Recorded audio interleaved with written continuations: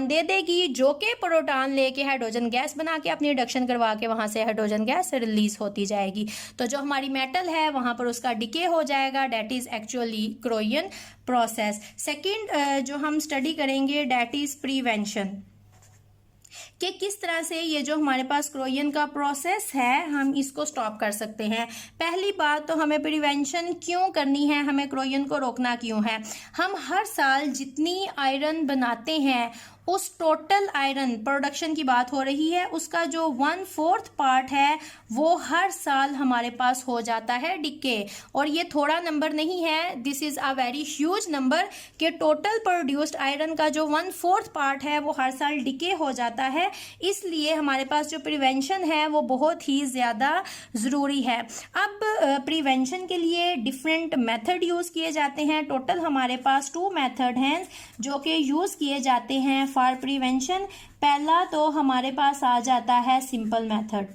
अब वो simple method क्या है, हम क्या करें, हम जो हमारी मेटेलिक चीज़ें हैं, डोर्स, वुड्स, एनीथिंग एल्स, जितनी मेटेलिक है हम वहाँ पर ऑयल यूज़ करें। अगर आपको पता है किसी भी जगह पर ऑयल है तो ऑयल आर वाटर रिपेलेंट, तो वहाँ पर पानी नहीं आएगा, और अगर पानी नहीं होगा तो क्रोयन होने के चांसेस बहुत हद तक कम हो जाते हैं।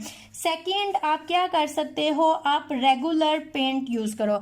अगर आप अपने डोर्स को, विंडोज़ को, मेटेलिक मटेरियल्स को रेगुलर पेंट करते रहते हो तो फिर वो पेंट के ऊपर कोटिंग आ जाती है, that will act as a protective coating. तो जो नीचे वाली आपकी मेटल होती है वो टोटली सेफ रहती है।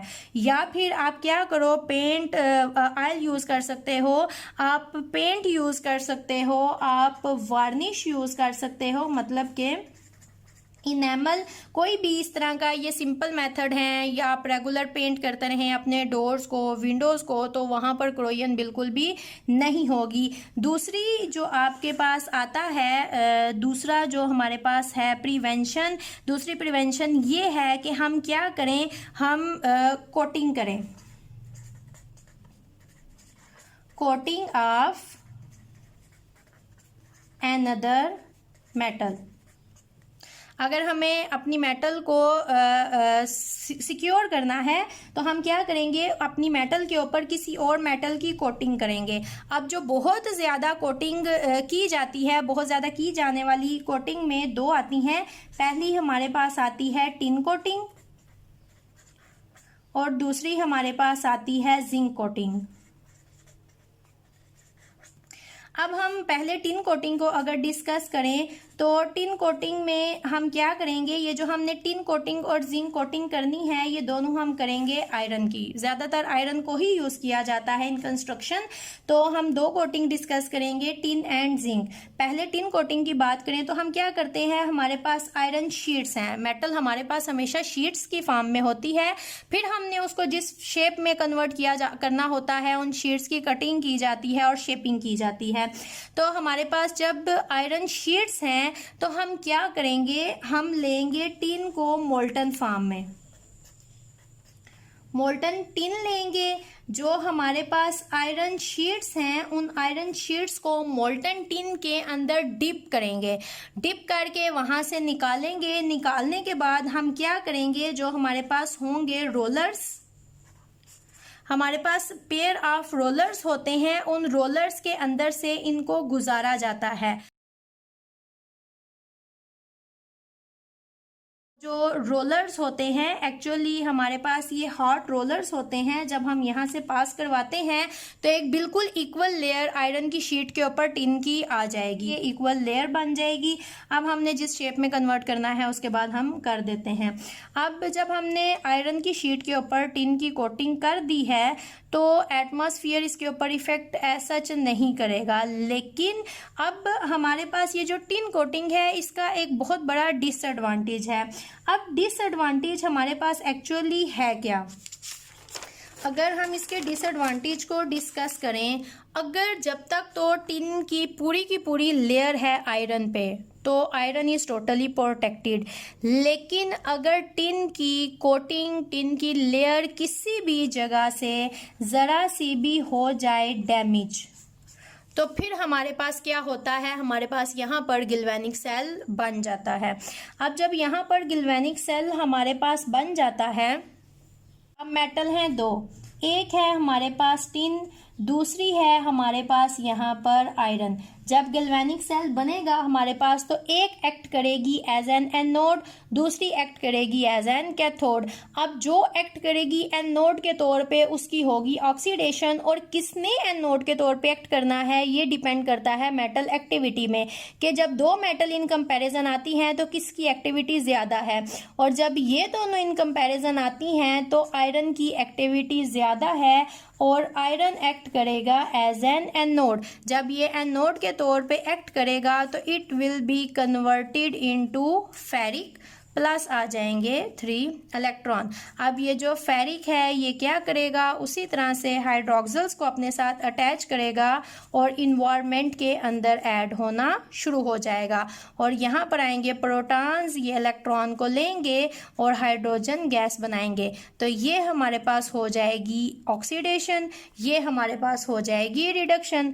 तो अब आयरन तो यहाँ से हमारे पास रिमूव होना शुरू हो जाएगा, मतलब क्रोयन का प्रोसेस स्टार्ट हो जाएगा। तो ये टिन का बहुत ज़्यादा डिसएडवांटेज है, जब तक तो शीट पूरी की पूरी हमारे पास सेफ है, डैमेज नहीं है, तब तक आयरन प्रोटेक्टेड है। लेकिन अगर टिन की कोटिंग कहीं से भी डैमेज हो जाती है तो फिर गैल्वेनिक सेल डेवलप होगा, फिर हमारे पास ऑक्सीडेशन रिडक्शन होगी और आयरन हमारा वहाँ से डिके होना शुरू हो जाएगा।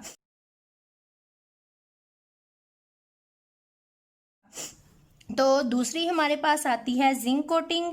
जिंक कोटिंग हमारे पास टिन कोटिंग के मुकाबले में बहुत ही ज़्यादा इफ़ेक्टिव है।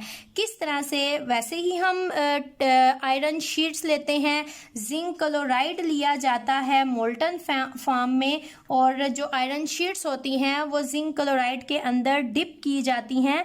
हम क्या कर, उन रोलर्स में से इनको गुजारा जाता है ताकि एक इक्वल हमारे पास कोटिंग आ जाए, सारी सरफेस इक्वली डिस्ट्रीब्यूट हो जाए जिंक क्लोराइड हमारे पास। अब ये हमारे पास आयरन है विच इज जिंक कोटेड।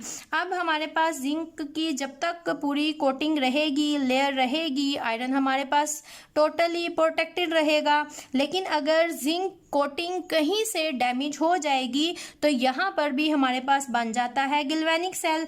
दो हमारे पास मेटल हैं, एक हमारे पास जिंक है, दूसरी हमारे पास आयरन है।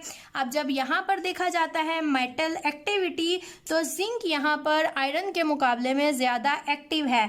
तो अगर ये ज़्यादा एक्टिव है तो ये एनोड के तौर पे एक्ट करेगी।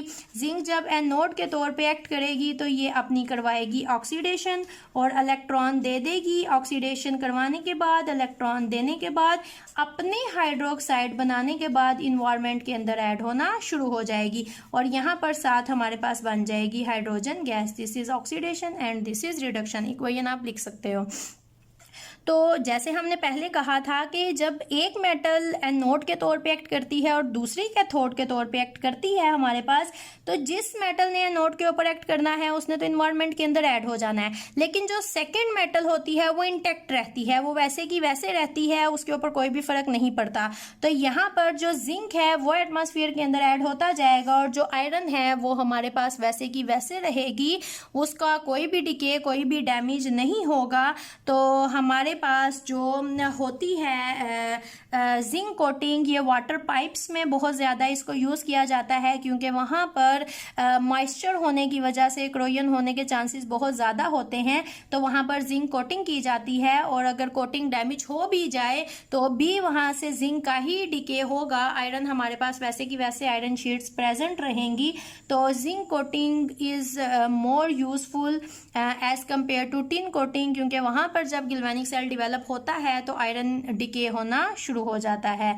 That is corrosion and prevention of क्रोयन।